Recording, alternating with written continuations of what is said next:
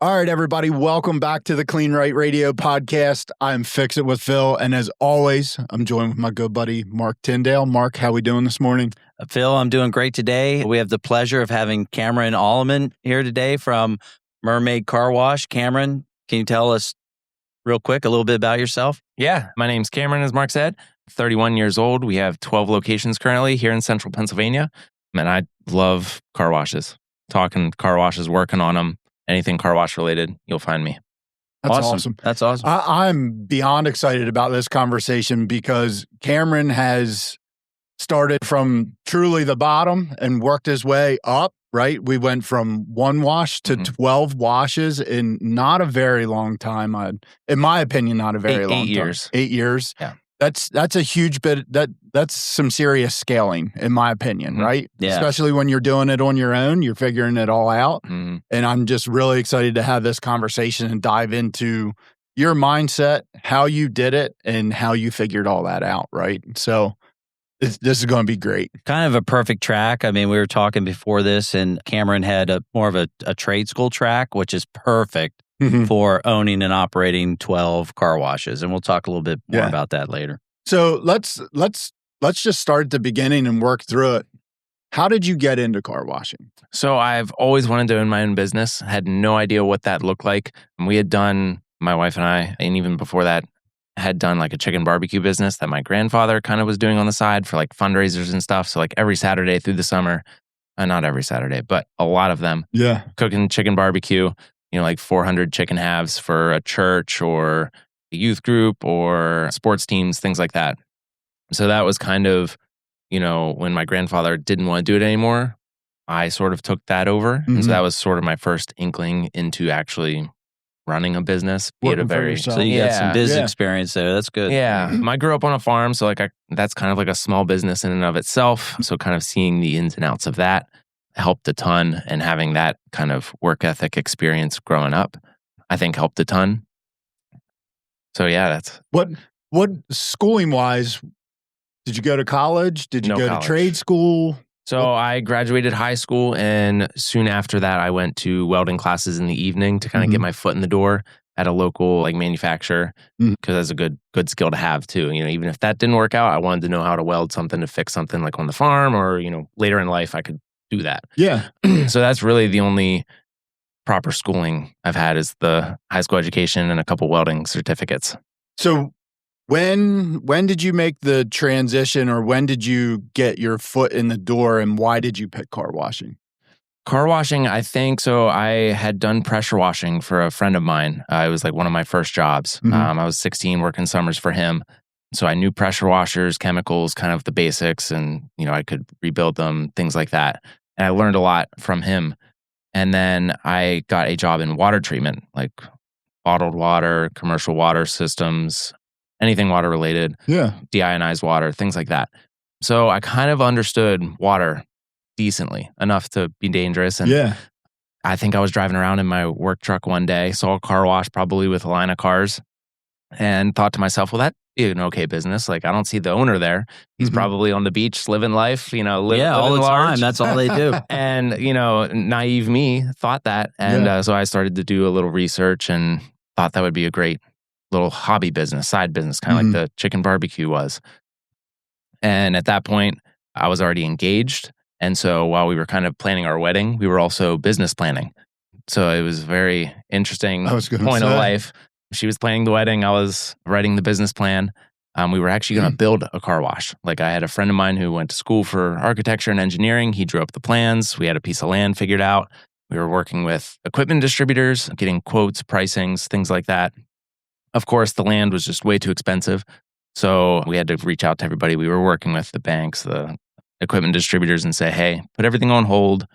The land's too expensive. We got to find another piece. And then sometime in the next 6 weeks, one of the distributors reached back out and they're like, hey, we know you want to build in this town. One town over, there's a car wash for sale. And ironically enough, it was one that I had gone to for ideas, measurements, pictures, things like that. And it was one that my wife liked the most. It was on her way to work, and she liked it. And it had a really fun name to it. And so we kind of changed the business plan a little bit from building to buying. And yeah, I mean, 9 months after that, we signed the paper and got the keys. What did the first year to 3 years of you and your wife owning that car wash, what did that look like? What did your life look like? What did your work schedule look like? Right? Yeah. Let's give a realistic idea of getting yourself into car washing, what it actually takes. And what were the aha moments? You know, the after you took the keys? There's so many. I mean, it wasn't a neglected car wash per se, but there were things that needed attention. So I'd be working from 8 to 4:30, and I would either go in before or I would do both. I would go to the car wash around 5 or 6, work a little bit, go to work, come home, eat dinner, kiss my wife and head out the door and probably work till midnight. Some nights, 2 or 3 in the morning, she'd be texting me, "Hey, you coming home soon? Is everything okay?" But she has no idea. Just like, I could be stuck in a belt or something. Who knows? You think worst case scenario at 2 in the morning. Absolutely. So yeah, it was some very long days learning the car wash because I knew nothing about car washes other than like water flowing downhill. So I had to learn everything from, the electronics, pumps, all the new stuff to me. So you worked full-time job, and then before the full-time or after the full-time or both, you were at the site, learning the site, learning the equipment, learning how to run the business itself. Yeah, and there was a part-time employee who would help throughout the week as well. Then I learned from him. And he stayed on for the previous... He did. He stayed on for about 1.5 years. Okay, that's more right. Oh, extremely helpful. But still, there was a lot to do. I was still doing like the trash, spraying the bays, emptying vacuums, everything involved with a car wash. And there's a lot to it. Yeah. So it's long days. How long were you at the one site, right? The first buy was one site. How long were you at one site till you and your wife said, let's do more? It was about 3 years. And what was the thought process or the decision of let's go from one to more? So it was kind of twofold. It was the closest car wash to us. So it would have been, like competition, but it was also the most rundown car wash. So it wasn't competition at the time, but our fear was I was like, what if somebody like me comes and buys that one? Then, I actually have like some good competition. Right. Not that there's anything wrong with that, but if I'm in the same town, I kind of want to grow the brand a little bit. We're doing well at this one. Let's move it over to here. That was kind of our mentality between getting that second one. It came on the market and we just thought we needed to move forward with it. After mapping out and budgeting and probably going to the bank or using private financing, I'm sure the reason you were able to get to 12, right, is you realize very quickly that it's very expensive to build a new one. It takes a lot of time before you can start taking money in. And the rehab, tell us a little bit about like the delta that you saw between the two. It's a trick question because I kind of know the answer, but from your eyes. Yeah. So before we got into the industry looking at building one, we were only going to build a 3-in-1, 3 self-serve, 1 automatic. And that would have cost about $400,000 more than a 5-in-2 already existing. And that's like, that's immense. And it still wouldn't have had all the capabilities and functions that some of the, ones that could already be built have. Yeah. And I think, that's what you budgeted for, because a lot of times when you build new, it could be another $200,000 more than what you thought. Yeah. And that's why I love the rehabs. Yeah. And there's probably a lot of operational shock that goes on when you figure that portion out and then you decide you're going to buy instead of build. So, right, if you build, everything's brand new, right? And you're kind of maintaining that. But if you buy, you're buying somebody else's problems essentially, right? So what did the, daily life of working full-time, owning one wash to owning multiple washes, how did that change and how did you change how you operate as an operator? Nothing per se changed. The days were still just as long, if not longer. By the time we got to our third car wash, which was in the same year of the second car wash, that's where I kind of realized I can't do this all the time. So I had to not be full-time anymore, do part-time work, and then still do the car washes.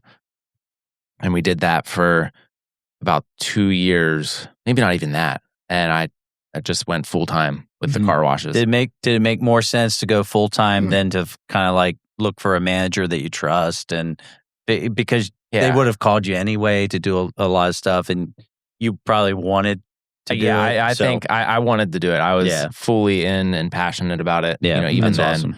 And so I still would have gone that route. Yeah. Tell us a little bit. So when you take a site over, do you like let it roll for a while, figure out what you can do? Are you a go in and gut it guy, or are you like you ramp up slowly? Tell us your process. So the process has been bumpy and not ideal. Like in my mind, I have a process that I would like to do, but in reality, over the past 12 months, it doesn't happen that way. Yeah. Which is like anything in business. But the first things we do is just go in and fix the obvious stuff. Like if solenoids aren't opening, cosmetics, like just making the place work. Because a lot of times, there's things that have just been neglected. Oh yeah, like that vacuum just has never had good suction. Yeah. Or that pump, has always stuttered like that. Just going in and fixing the basics and starting there is really kind of what we start with. And then before we rebrand it, we want to make sure it's at like my quality of okay. Of so wash. you wait a little bit to rebrand. That's however long it takes. Because I don't want to just throw our brand around and it be on something that isn't up to my standards. Yeah. So we'll leave it at the current name and obviously work to make improvements and make it better that whole time. But I wait for the rebrand until it's up to our standards. Yeah, actually, that's genius. You're buying yourself a little bit of time to get that work done before you put your name on it. You put your name on it, then you create all that pressure. Yeah. Okay. Same with like the under new ownership or under new management thing. If I'm there, I tell customers we're under new ownership, but I try not to put that up and out there until we do the rebrand. Yeah. Because then people think it's like a light switch. Under new management, everything's a miracle now and it works. Yeah, everything is better. Yeah, and so I think you just got to be kind of careful with that.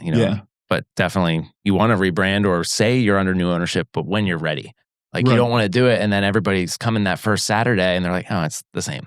Yeah, so this is the same wash it was before. They didn't do anything. They're not going to do anything. Correct. Right. Yeah. So that was 3.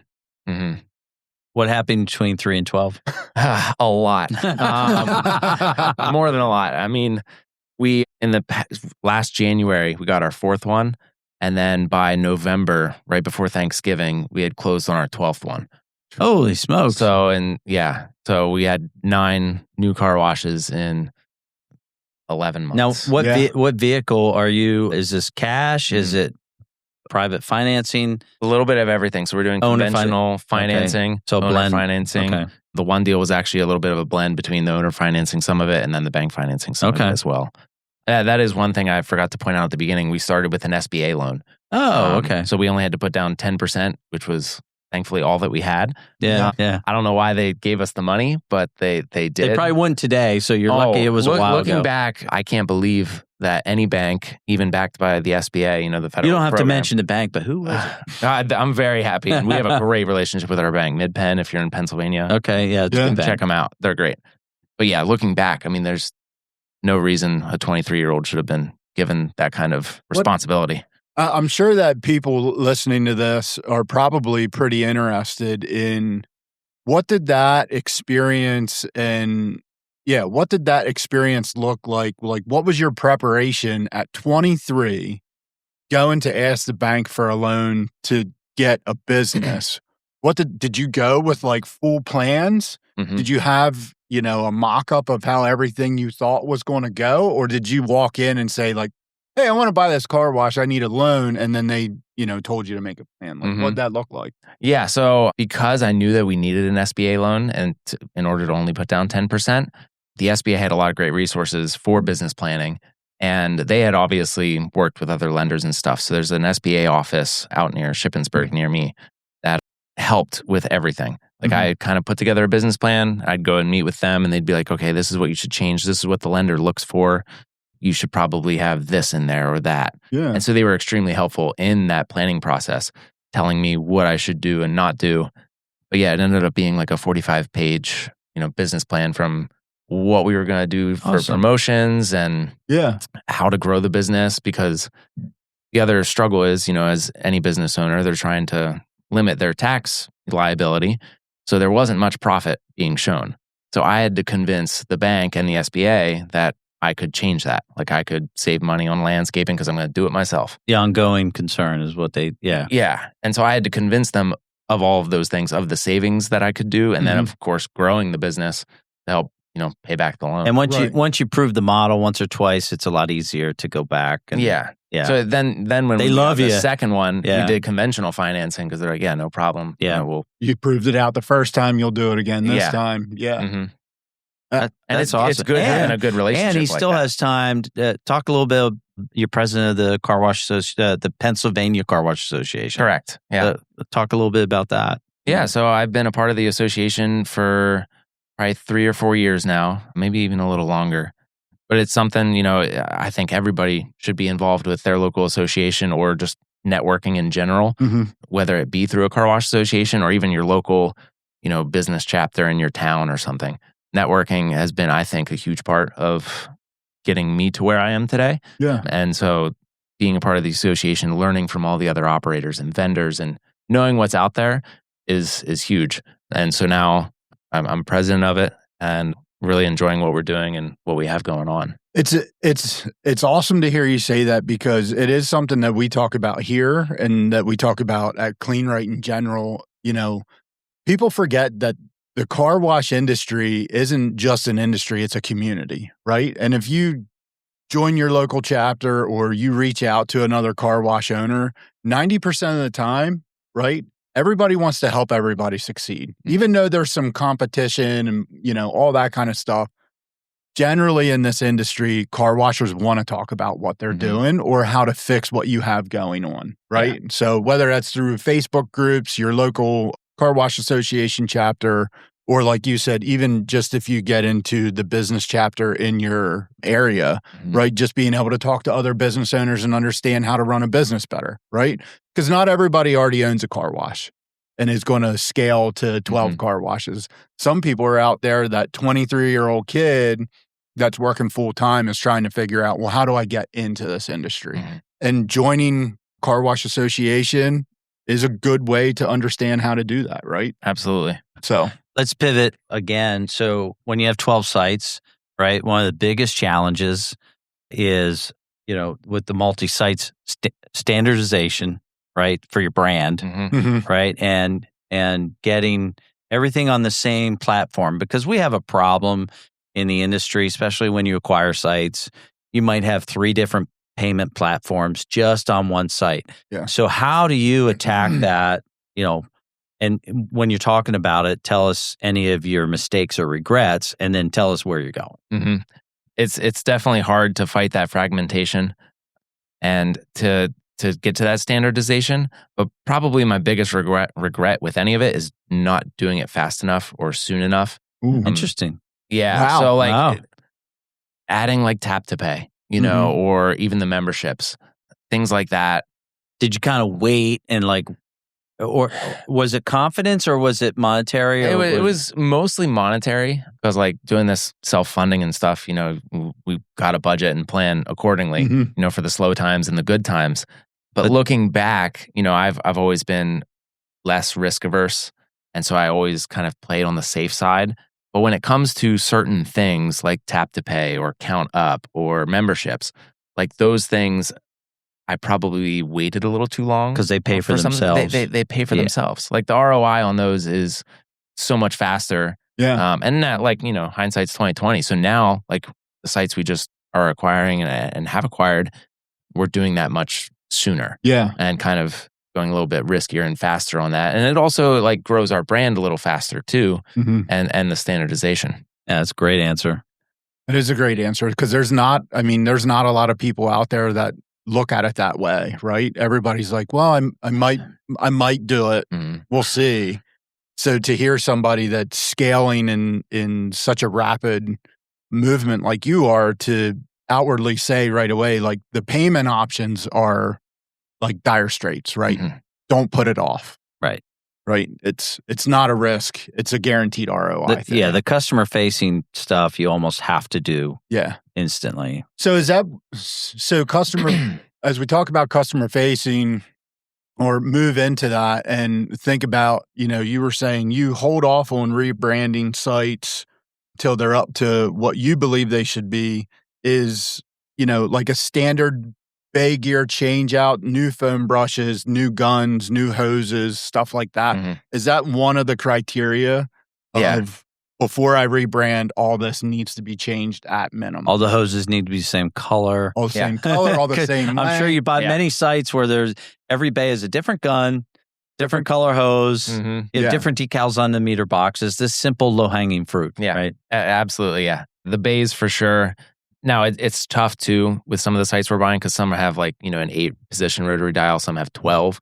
So some of our sites still, ultimately, they're all going to have 12-position options, but some of them right now are 8. But they are still under our brand because we made that 8 work and are really well. Yeah. And ultimately, we'll add those other positions down the road. But so what is the deciding factor to brand, to switch your brand? For us, it's the memberships. So once we can offer memberships at that site with our platform, that's the deciding point. Because we right now, if you're a member at Mermaid, I don't want to put our logo up on another car wash, and they're like, "Wait, I can't use that one." Right. So that's the. And yours are all fairly regionally close sense enough. How many people in the 12 sites? I mean, I find that with me, they use maybe 2 to 3 sites per member. You see about the same thing. Yes. Yeah. So I want to talk about the identity shift, the phrase that gets tossed around sometimes when you scale a business, not quickly, but when you scale a business from 1 to 12 washes, right? People think that, I'm going to have 12 washes. It was said earlier in the podcast, right? I'm going to be sitting on the beach, right? Everybody's going to take care of everything. This is passive. Talk a little bit about your experience of moving from 1 to 12 washes, and how do you believe that it's passive? How much time are you putting into this, right? Just to give a little background on that for people to understand what it really takes. Yeah. It can be passive, but I don't think that that's going to be very successful for you. I think just like any business, you need to be involved. You gotta, the grass is green where you water it. So that's my mentality with that, is I'm involved with everything. If I see something that needs done, I do it.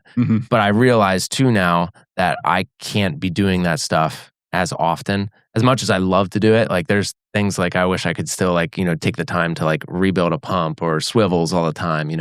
I enjoy that stuff. But I realize now that as part of the business growing, I can't do that as often. And so our people are the next best thing to that. We couldn't have 12 sites or even 3 sites without the help that I have. How many employees do you have? So we currently have 2 full-time employees, 9 part-time employees, and even the part-time employees, I mean, we're batting 1,000. They're awesome, and they're really, I think, the reason that we're so successful. And they understand that. They see the vision of what we're doing, and they're almost proud to be a part of it and be that help and work as a team and everything. They're buying into the brand. Yeah. I love it though. 12 sites and 12 employees. That's a great model. Yeah. And that's why people love self-serve IBA, to be honest with you. How much, no business schooling background, you high school and welding, right? How much do you rely on your intuition versus data collection or information that you find on the internet or so on to make a business decision within the washes, whether it's a business decision at one wash or now that you're at 12 across the entire brand? It was a lot of trial and error, and I like to think it's my intuition, but I'm also a data person.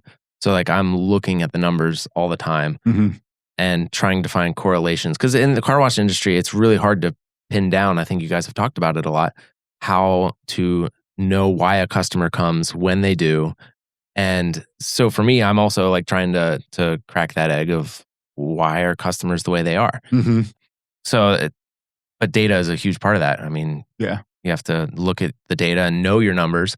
I don't know that I know any successful car wash or even business person that doesn't know their numbers. Like just even the basics. Right. So staying on top of your numbers, I think is key. So Phil had it in the notes here. So how do you envision the next 10 years getting from the back room to the boardroom and working like on the business instead of in the business, but still being in touch with it so that you don't lose that customer experience, right?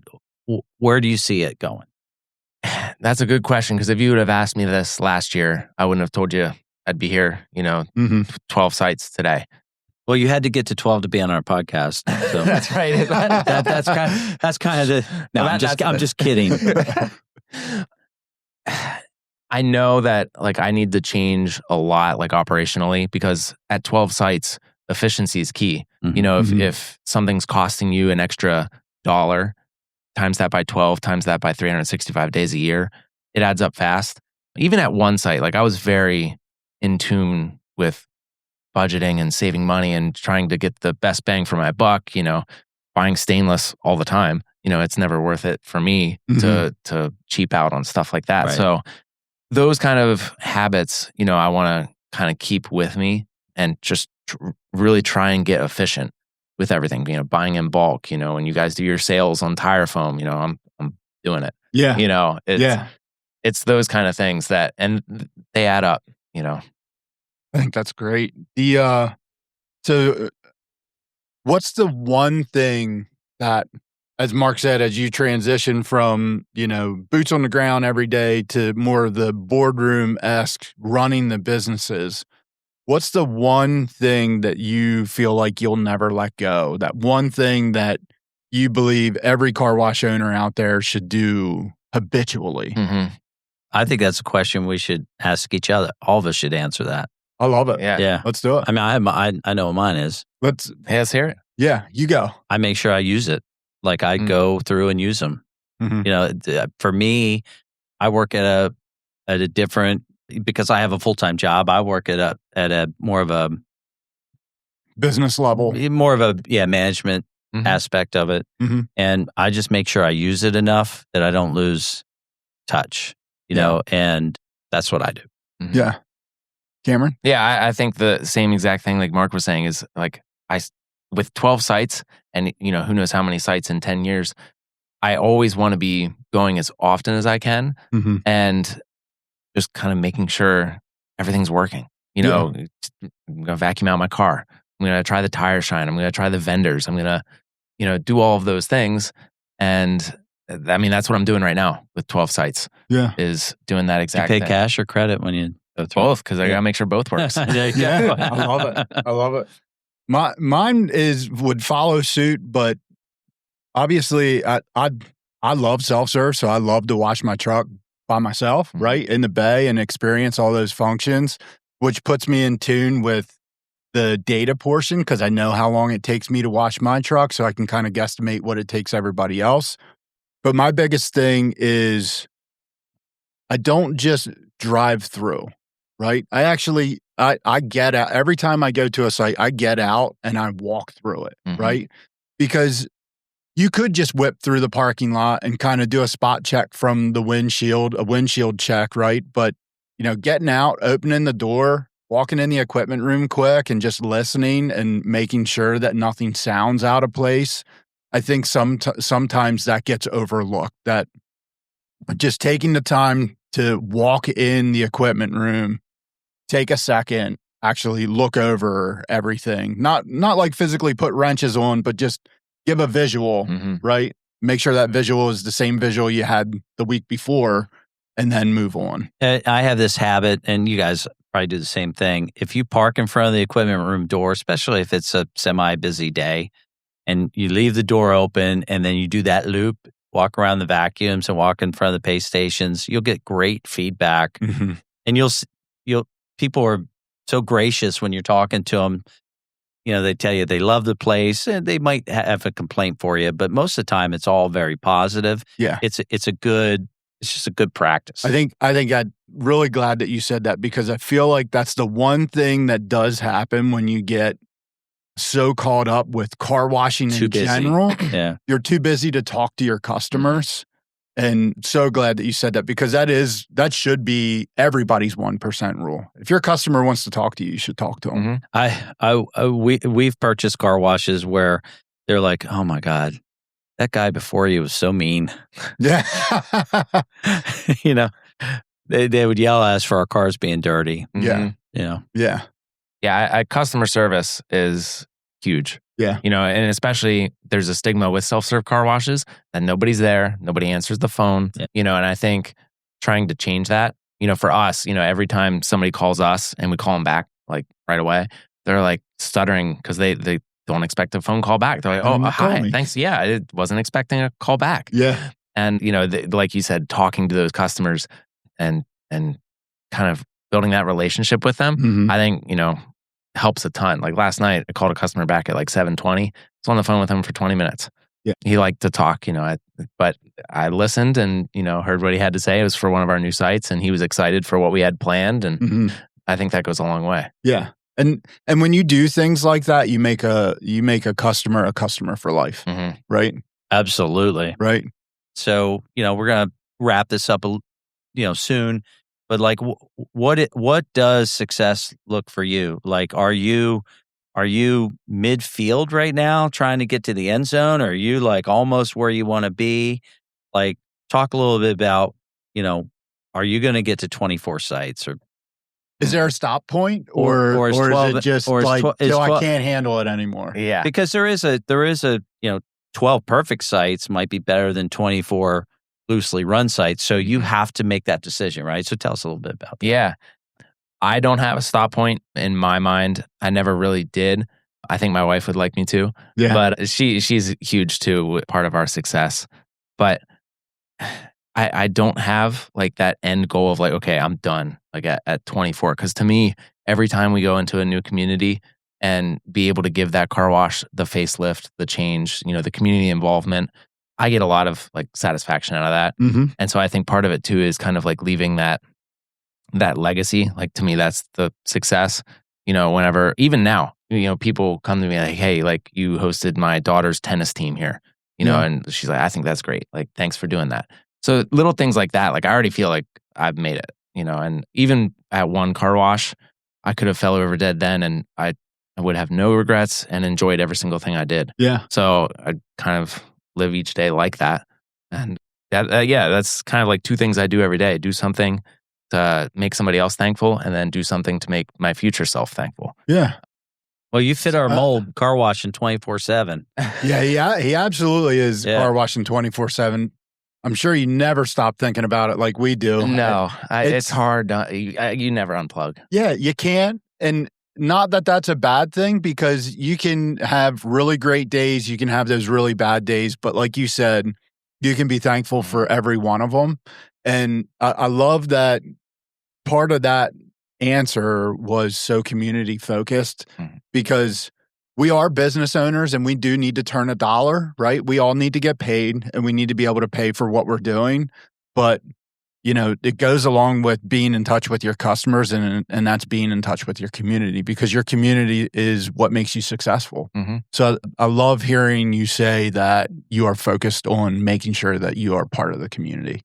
Yeah. That's what a great cherry on top of the sundae that was. That was good. Absolutely. All right, I think that's going to close this episode out. Cameron, we just want to give you a big thanks for being in on the podcast. We know this won't be the last time.